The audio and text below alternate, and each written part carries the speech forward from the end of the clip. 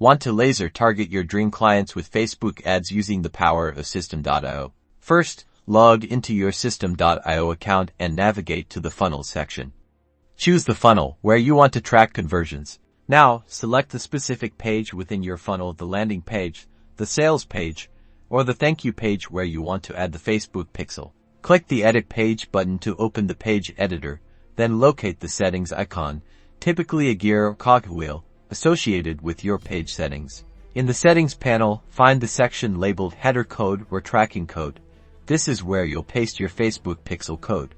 Now, head over to your Facebook Ads Manager and access the Events Manager to retrieve your Facebook pixel code. Make sure you copy the entire pixel code.